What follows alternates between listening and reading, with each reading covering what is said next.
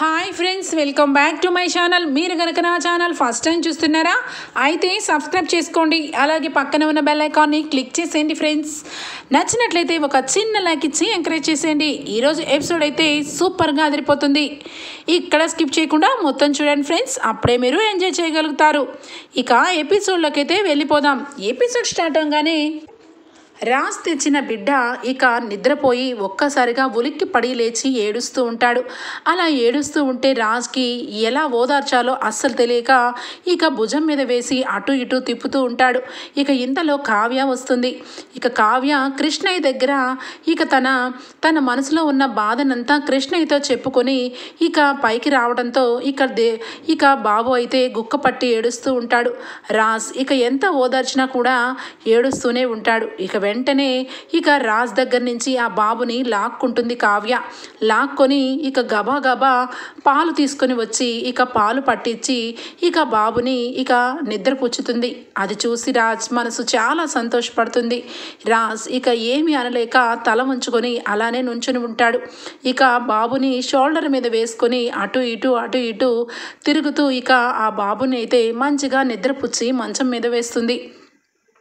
మంచం మీద వేసి ఇక రాజ్ వంక ఒక్కసారిగా సీరియస్గా చూస్తూ ఉంటుంది. రాజ్ ఇక ఏమి చెప్పలేక అలానే నుంచుని ఉండిపోతాడు. ఏమండి, ఎందుకండి అంత నిస్సాయంగా మారిపోయారు? ఎందుకంత ప్రశ్నార్థకంగా మారిపోయారు? కనీసం ఇక మీ రక్తం పంచుకొని పుట్టిన బిడ్డని ఎలా ఓదార్చాలో కూడా మీకు తెలియట్లేదా అని చెప్పి అంటుంది. ఆ మాటలకి రాజ్ ఒక్క మాటకు కూడా సమాధానం చెప్పడు. ఇప్పటికైనా చెప్పండి, మీరు తప్పు చేశారంటే నేను నా మనసు ఒప్పుకోవట్లేదు. మీరు ఖచ్చితంగా ఏదో నా దగ్గర దాస్తున్నారు. ఆ విషయం ఏంటో చెప్పండి. ఇంతకాలం మిమ్మల్ని నేను ఎప్పుడు కూడా ఏమీ నోరు తెరిచి అడగలేదు. కానీ ఈరోజు నేను మిమ్మల్ని నోరు తెరిచి మరీ అడుగుతున్నాను. నిజం చెప్పండి అని చెప్పి ఇక చాలా నిస్సహాయంగా అడుగుతూ ఉంటుంది కావ్య. ఇక రాజ్ వెంటనే, కళావతి, నీకు నేను అందరి ముందు నిజమే చెప్పాను. నీకు నమ్మకం కలగకపోతే నేను ఏమీ చేయలేను. నిజంగా వాడు నాకు పుట్టిన బిడ్డే, వాడు నా రక్తం అని చెప్పి అంటాడు. ఇక వెంటనే కావ్యకి కళ్ళ వెంట బడాబడామని కళ్ళ వెంట నీళ్లు కారిపోతూ ఉంటాయి. ఇక కారిపోతూ ఉంటే రాజ్ వంక సీరియస్గా చూసి, మరి ఆ కన్నబిడ్డ మీ కన్నబిడ్డ అయినప్పుడు కన్న తల్లి ఎక్కడుంది? కన్న తల్లి దగ్గర నుంచి బిడ్డను వేరు చేసి ఇక్కడ తీసుకొని వచ్చి బిడ్డ ఏడుస్తుంటే ఓదార్చలేక అల్లాడిపోతున్నారు కదా, మరి ఆ కన్న తల్లి అల్లాడిపోదా? ఆ కన్న తల్లి ఎక్కడుంది అని చెప్పి గట్టిగా నిలదీస్తుంది కావ్య. ఇక వెంటనే రాజ్ అయితే, చెప్పాల్సిన టైం వచ్చినప్పుడు ఖచ్చితంగా చెప్తాను. అప్పటి వరకు దయచేసి నన్ను ఎవరు ఏమీ అడగద్దు. నా మనసు చాలా బాధలో ఉన్నాను, చిత్రహింస పడుతున్నాను. అంతకు మించి నేను ఏమీ చెప్పలేను కళావతి అని చెప్పి ఇక వెంటనే కూడా అక్కడి నుంచి వెళ్ళిపోతాడు. కావ్య మాత్రం ఇక అక్కడే కూర్చొని ఇక రాజ్ అలాగే కావ్య ఇద్దరి పెళ్లి ఫోటోని ఇక ఎదురుగా కనిపిస్తూ ఉంటే దగ్గరకు వెళ్ళి ఇక బాధపడుతూ ఉంటుంది. ఫోటోలో ఉన్న రాజ్తో మాట్లాడుతూ ఉంటుంది. ఎందుకండి మీరు ఇంత పెద్ద విషయాన్ని నా దగ్గర దాచారు? ఇప్పుడు నేను ఏం చేయమంటారు చెప్పండి? బట్టలు సర్దుకొని ఇల్లు వదిలి వెళ్ళిపోవాలా, లేదు ఈ బాబుని పెంచుకుంటూ ఇక్కడే ఉండాలా? అయినా నేను ఇక్కడే ఉన్నా కూడా నా మీద మీకు ప్రేమ రాదండి, ఎప్పటికీ ప్రేమ రాదు. ఎందుకో నేనంటే మీకు ఫస్ట్ నుంచి కూడా చిన్న చూపే. మీ జీవితంలోకి ఇక ముసుగేసుకొని వచ్చానని మరి ఇంత అన్యాయం చేస్తారని అనుకోలేదు అని చెప్పి ఇక మనసులో ఉన్న బాధనంతా కూడా ఇక ఫోటోతో చెప్పుకుంటూ అక్కడే ఇక తలవాల్చి నిద్రపోతుంది. రాజ్ ఇక కొంచెం సేపు అయినాక రూమ్లోకి వస్తాడు. ఇక కావ్య అలాగే కింద తల దిండు కూడా పెట్టుకోకుండా కిందనే నేలనే ఇక నిద్రపోతూ కనిపిస్తుంది. ఇక దూరం నుంచి కావ్య మొహం చూసి ఇక కళ్ళ వెంట నీళ్లు వస్తాయి. ఇక వెంటనే కళ్ళు తుడుచుకుంటూ ఉంటుంటే ఇక అద్దంలోంచి అంతరాత్మ బయటకు వస్తుంది. ఒరేయ్, ఎందుకురా ఇంత పని చేశావు? నాకు తెలియకుండా నీకు బిడ్డ ఎక్కడి నుండి వచ్చాడ్రా? ఎందుకురా అంత అమాయకురాల్ని మోసం చేశావు అని చెప్పి అంతరాత్మ అడుగుతూ ఉంటుంది. ఇక రాజ్ అయితే సైలెంట్గా ఉంటాడు. ఏంటి, నేను నిన్ను అడుగుతున్నానని అనుకుంటున్నావు కదా? నిజానికి ఇది నీకు కూడా తెలియదు. ఈ బిడ్డ నీ బిడ్డని ఎందుకు అబద్ధం చెప్పావు? ఆ అమాయకురాలి మనసు ఎందుకు విరిచేస్తున్నావు? నీ బిడ్డ కానప్పుడు నీ బిడ్డ నీ రక్తం చుట్టుకొని పుట్టిన బిడ్డ అని ఎందుకురా అందరి ముందు దిగజారిపోయి మాట్లాడావు అని చెప్పి ఇక అంతరాత్మ ప్రశ్నిస్తూ ఉంటే రాజ్ వెంటనే నేను ఎవ్వరికి ఏ సమాధానం చెప్పదలుచుకోలేదు. నా మనసుకి ఏం నచ్చితే అదే చేస్తాను. ఈ విషయంలో ఎవరి మాట వినదలుచుకోలేదు, చివరాఖరికి నీ మాటతో సహా అని చెప్పి అంతరాత్మని దబాయిస్తూ ఉంటాడు రాజ్. ఇక వెంటనే అంతరాత్మ చూడరా, ఒక్కసారి చూడు, తను నిన్ను ఎంతగానో ప్రేమించింది. ఈ పెళ్లి రోజు తనకి నువ్వు వచ్చి ఒక బహుమతి ఇవ్వకపోయినా మనస్ఫూర్తిగా కళావతి నిన్ను నేను ప్రేమిస్తున్నాను, నిన్ను ఎక్కడికి కూడా వెళ్ళడానికి వీల్లేదని డైవర్స్ పేపర్ని చించి పడేస్తావేమోనని పాపం ఆ రకంగా ఎదురు చూస్తూ ఉన్న భార్యకి ఇదేనారా నువ్వు చూపించేది? ఈ గిఫ్టేనా? పసిబిడ్డని తీసుకుని వచ్చి తన మనసుని ముక్కలు చేసావు కదరా అని చెప్పి ఇక అంతరాత్మ రాజ్తో దెబ్బలాడుతూ ఉంటుంది. మరొక పక్క అపర్ణాదేవి, సుభాష్ గారు ఇద్దరు కూడా ఇక బెడ్రూమ్లో చాలా బాధపడుతుంది ఇక అపర్ణాదేవి. ఇక సుభాష్ గారు అయితే సైలెంట్ అయిపోతారు, నిశ్శబ్దంగా అలాగే ఉంటారు. ఏమండి, ఏం ఆలోచిస్తున్నారండి? మనం ఎంతగానో ఎన్నో విధాలుగా వాడిని మంచి తోవలోనే పెంచి పెద్ద చేశాం. రాజ్ అంటేనే ఒక రోల్ మోడల్గా ఉండేవాడు. వాడిని చూసి 10 మంది నేర్చుకునే విధంగా ఉండేవాడు. అలాంటిది వాడు ఈ రకమైన తప్పు చేస్తాడని నేను కల్లో కూడా ఊహించలేదు. ఇక నా ముందు నిలబడి మాట్లాడడానికే అర్హత లేని ఆ కనకం నన్ను నిలదీసిందండి. ఎందుకండి నిలదీయాలి? అంతా వీడు మూలంగానే కదా. ఇక రుద్రాణి అయితే నీ పెంపకం బాగానే ఉంది వదినా, నా పెంపకం గురించి నన్ను వేలెత్తి చూపించారు, మరి మీ పెంపకం ఏమైంది? కట్టుకున్న భార్యని వదిలేసి వేరొక అమ్మాయితో కడుపుతో ఉండి ఇక బిడ్డకు తండ్రిని కూడా అయ్యాడు. ఇదంతా కూడా ఎవరి దగ్గర చెప్పకుండా చివరాఖరికి ఈరోజు తెచ్చి ఈ దుగ్గిరాల వంశానికి మనవడని చెప్తున్నాడు అని చెప్పి ఇక ఒక రకంగా నా వంక చూసి నవ్వింది. ఏంటండి ఇదంతా? వాడిని చూస్తుంటే నాకు ఒక రకంగా వీడు నా కొడుకేనా, నా రాజేనా అని అనిపిస్తుంది అని చెప్పి కళ్ళ వెంట నీళ్లు పెట్టుకొని చిన్నపిల్లదానిలాగా ఒక్కసారిగా ఏడ్చేస్తుంది ఇక అపర్ణాదేవి. ఇక వెంటనే సుభాష్ గారు వచ్చి అపర్ణ దగ్గరకు వచ్చి, అపర్ణ, నువ్వు ఎంత ఏడ్చినా మనం జరిగేది జరుగుతూనే ఉంటుంది. వాడు చెప్పేదానికి మనం కూడా వాడిని నిలదీయాలి. అసలు ఎందుకు ఈ పని చేశాడా? అసలు కట్టుకున్న భార్యని పక్కన పెట్టేసి వీడు వేరొక దారిలో వెళ్ళి బిడ్డని కనాల్సిన అవసరం ఏంటి అన్నది నిలదీయాలి. కానీ అందరి ముందు వాడిని అలా మనం నిలదీస్తే సొంత తల్లిదండ్రులే ఇక కొడుకుని నిలదీస్తున్నప్పుడు మేమేమైనా తక్కువ అని చెప్పి రకరకాల ప్రశ్నలతో వాడిని విసిగించి వేదార్చి వాడిని ఏదో ఒకటి చేసే వరకు నిద్రపోరు. అందుకే వాడిని అందరి ముందు ఏమీ అడగలేదు. కానీ ఖచ్చితంగా రేపు వాడిని నిలదీస్తాను, వాడు ఏం సమాధానం చెప్తాడో చూస్తాను అని చెప్పి అంటాడు. ఏమోనండి, నాకు అంతా అయోమయంగా ఉంది. నేను ఇన్నాళ్ళు కావ్య మొహం చూసి గట్టిగా మాట్లాడేదాన్ని, అర్హతగా అహంకారంగా ఒక అత్తగారిగా దర్జాదనం చూపించేదాన్ని. అలాంటి కావ్య మొహం చూస్తుంటే కళ్ళు వెత్తి చూడలేకపోతున్నాను. ఏంటి అత్తయ్య గారు, మీ దుగ్గిరాల వంశంలో ఈ విధంగానే చేస్తారా? మీ వంశం మీ గౌరవం అని చెప్పి చాలా మాటలు అంటారు.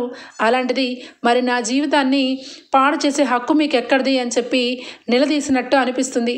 నేను ఏం చెప్పాలండి? ఏం చెప్పమంటారు? ఎప్పుడు కూడా కావ్యని చిన్న చూపే చూసేదాన్ని. కావ్యని నా కోడలుగా నేను ఎప్పుడు అనుకోలేదు. కానీ నిజానికి రాజ్ ఇంత పని చేస్తాడని నేను ఊహించలేదు. ఎంతైనా ఒక ఆడపిల్ల జీవితాన్ని అన్యాయం చేసి వేరొక అమ్మాయితో కాపురం చేసి ఒక బాబుని కంటాడని నేను కళ్ళ కూడా ఊహించలేదండి అని చెప్పి ఇక అపర్ణాదేవి ఇక చాలా బాధపడుతూ ఉంటుంది. మరొక వైపు ఇక ఇందిరాదేవి, సీతారామయ్య ఇద్దరు కూడా ఇక చాలా ఎమోషనల్ అయిపోతారు. ఏంటి బావా, ఇదంతా చూస్తూ ఇంకా మనిద్దరం బ్రతికే ఉన్నామా అనిపిస్తుంది. రాజ్ ఈ వంశానికి ఇక వారసుడు. వాడికి పుట్టిన బిడ్డ వంశాంకరం కోసం ఎంతగానో ఎదురు చూస్తున్నాం.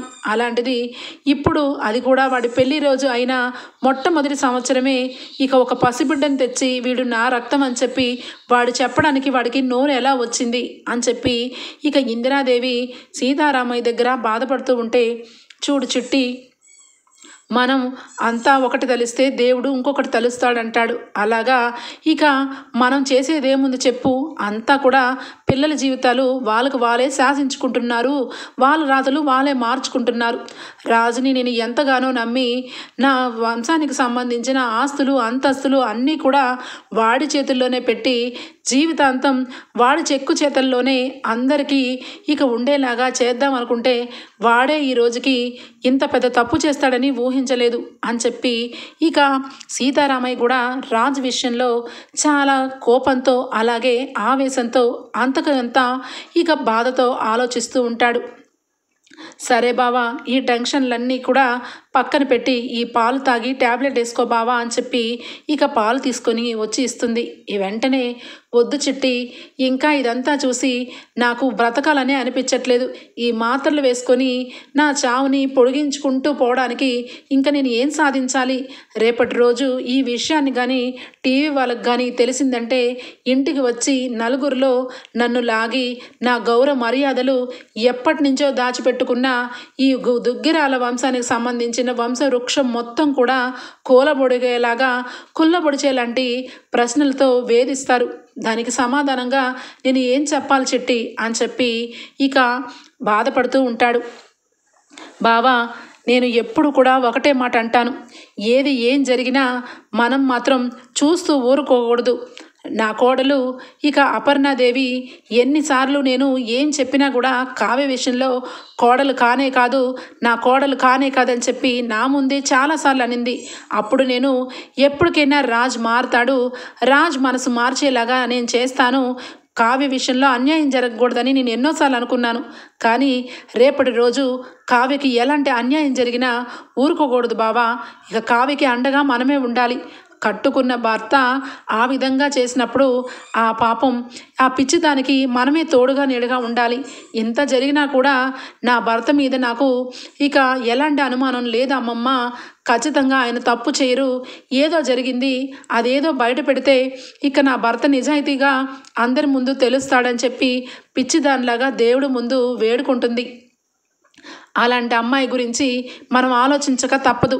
స్వప్న కడుపులో ఉన్న బిడ్డ గురించి ఎంత ఆలోచించి తనకి ఇక మనుగడకి ఒక ఆస్తిని ఎలా రాశామో కావ్య విషయంలో కూడా బాగా ఆలోచించి ఒక నిర్ణయం తీసుకోవాలి. కావ్యకి జరిగిన అన్యాయం మన ఇంట్లో ఎవరికి జరగలేదు కాబట్టి కావ్యే ఈ ఇంటికి అన్ని హక్కులకి అధికారిని చెయ్యాలి. ఎండీగా ఇక రాజుని దించేసి కావ్యని కూర్చోబెట్టాలి బావా అని చెప్పి చెప్తుంది.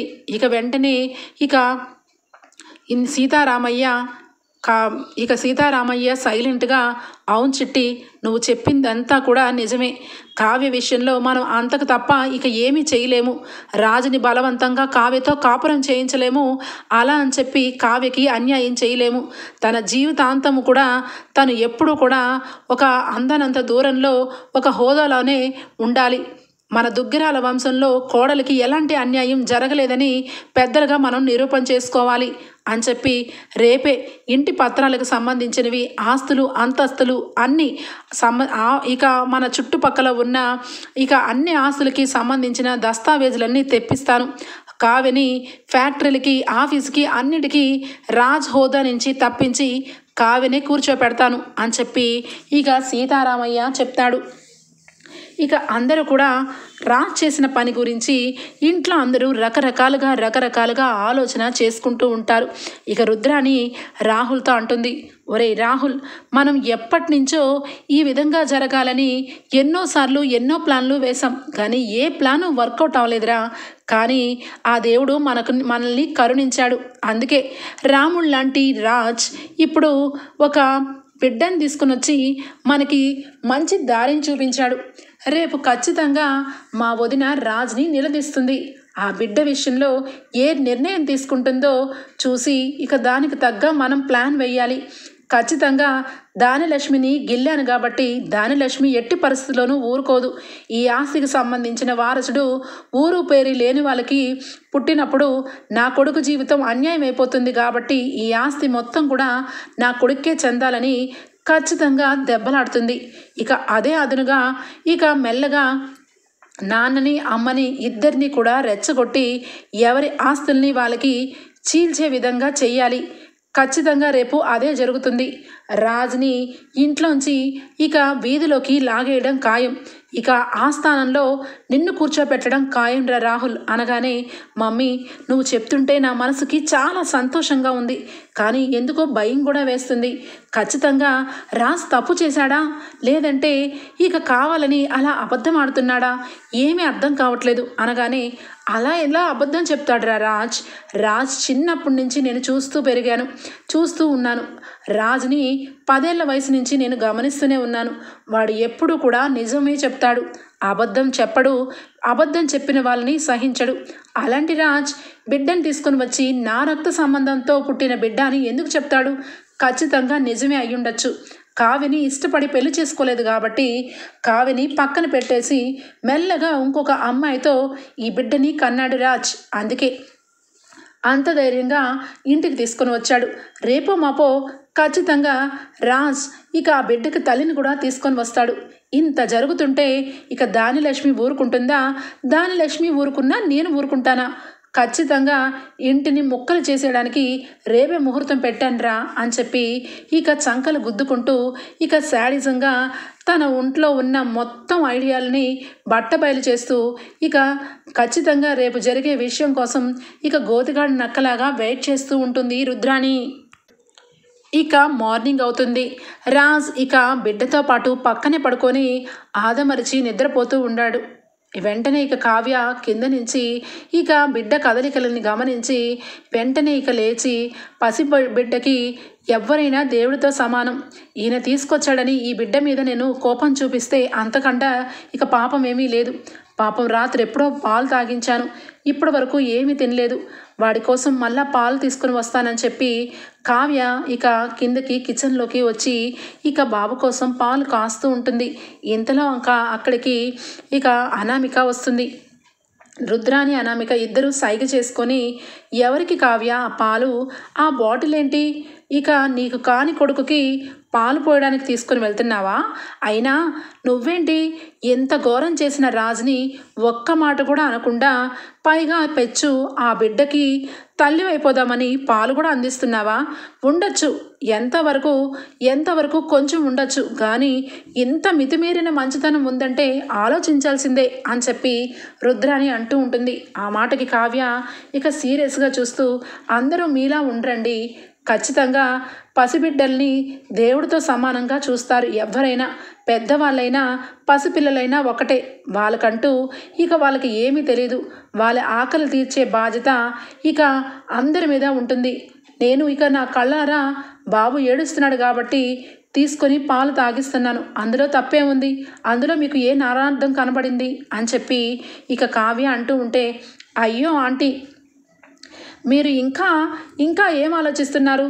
ఈ కావ్య గురించి నాకు బాగా తెలుసు. ఈ ఇంట్లో అందరూ కూడా పాపం ఈ కావ్య చాలా మంచిది, ఇక ఈ కావ్య చాలా న్యాయమంతురాలు, ఇక చాలా మంచిదని అందరికీ కూడా నమ్మించింది.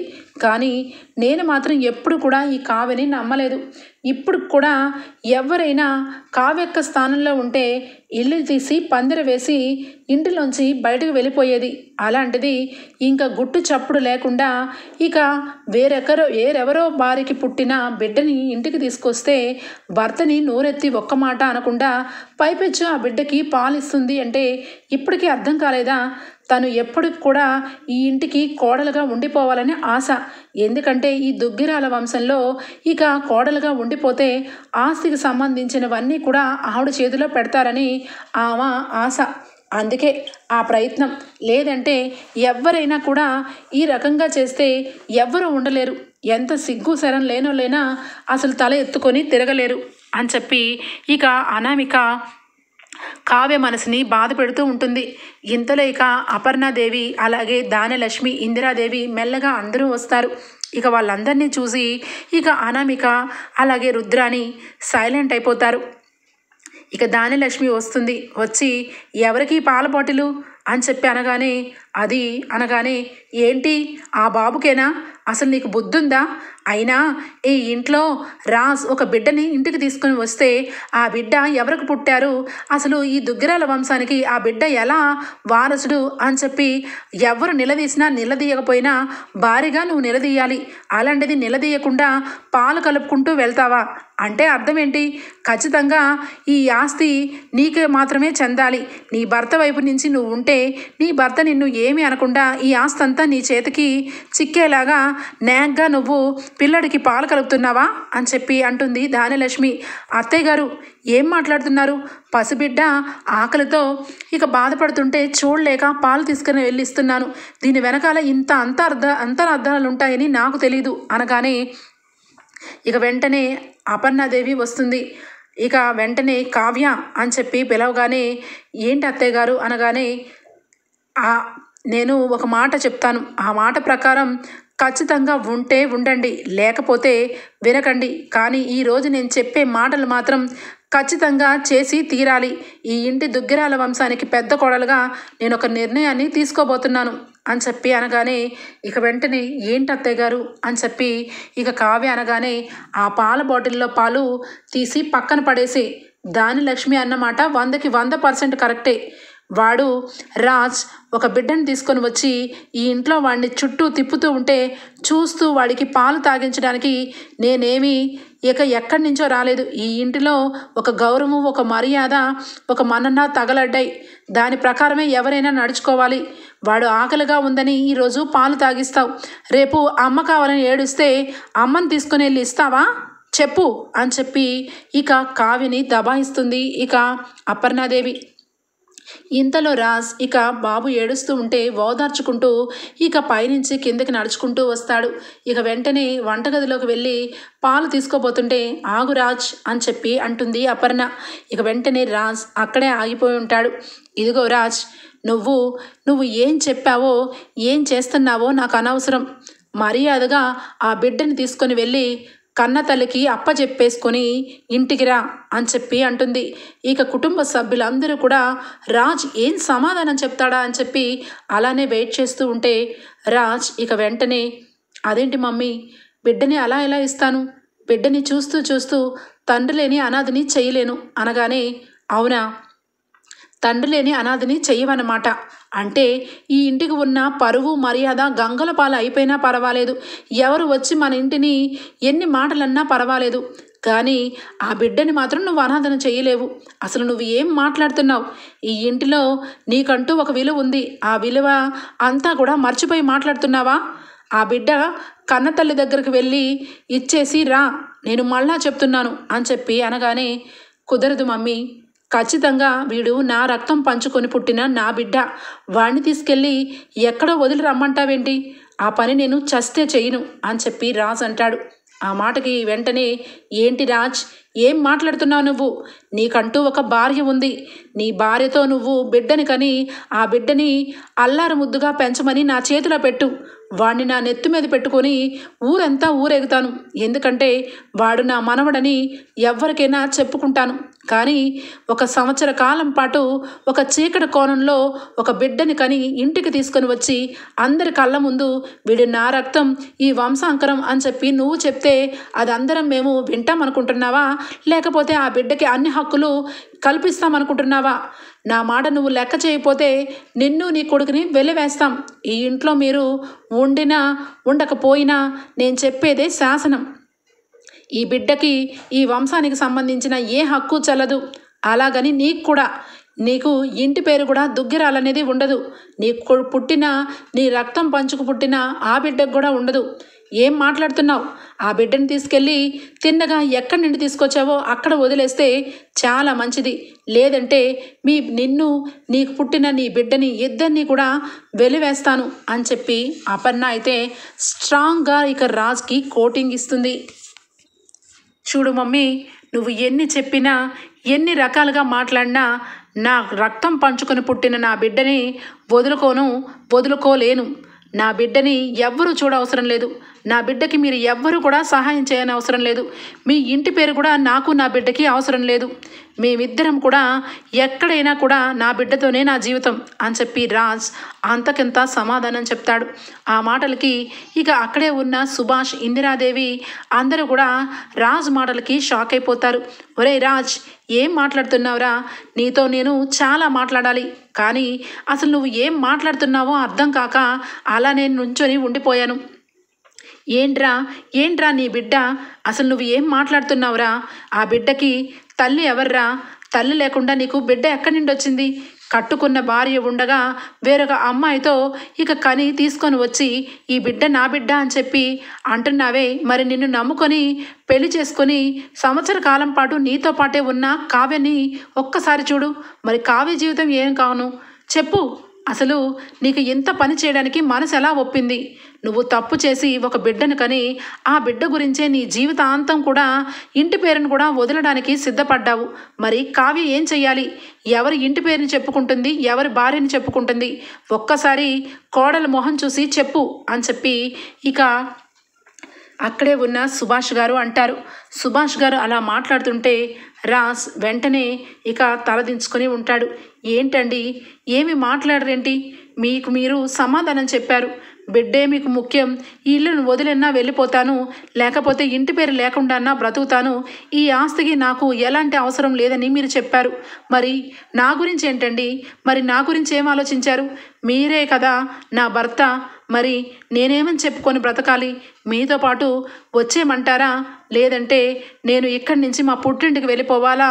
లేకపోతే ఎక్కడికి వెళ్ళిపోవాలండి? ఏ నొయ్యి గొయ్యి చూసుకోవాలి చెప్పండి అని చెప్పి కావ్య గట్టిగా ఏడుస్తూ అరుస్తూ ఉంటుంది. ఇక వెంటనే ఇందిరాదేవి, అమ్మ కావ్య, నీకెందుకమ్మా? నీకెందుకు చెప్పు? నుయ్యో గియ్యో చూసుకోవాల్సిన అవసరం నీకెందుకు?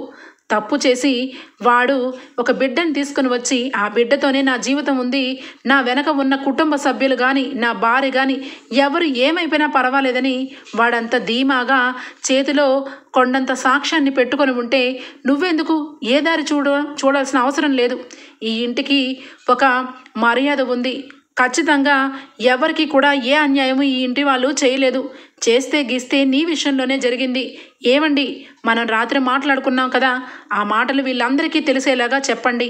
కావ్య విషయంలో రాజ్ చేసిన తప్పుకి రాజ్ ఎలాంటి శిక్ష అనుభవించాలో మీ నోటితో మీరే చెప్పండి అని చెప్పి ఇందిరాదేవి అంటుంది. ఇక వెంటనే సీతారామయ్య ఇక వస్తాడు.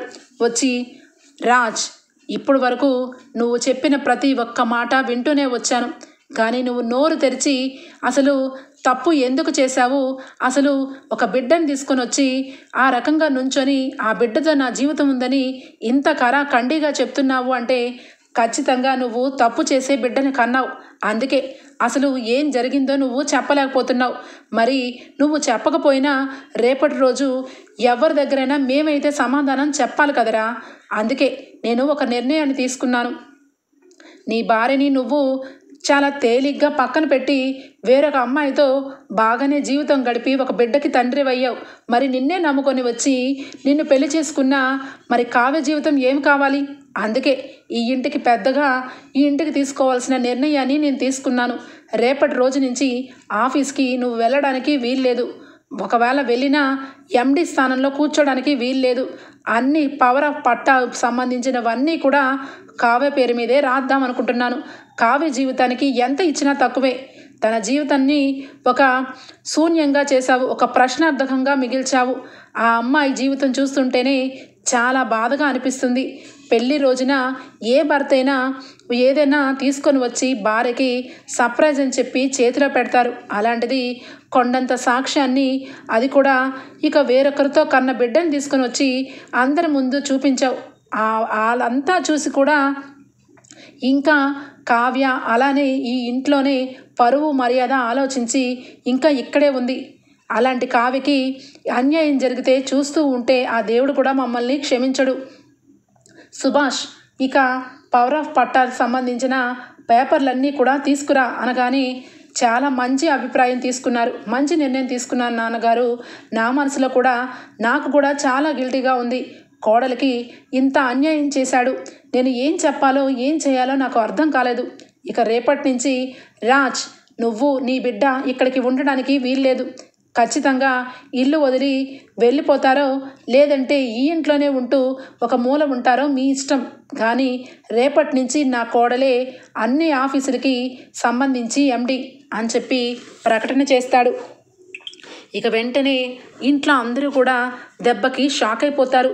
కావ్యని తీసుకెళ్ళి అందనం మీద కూర్చోపెడుతుండడం ఇక రుద్రాని అలాగే దానిలక్ష్మి అనామిక సహించలేరు.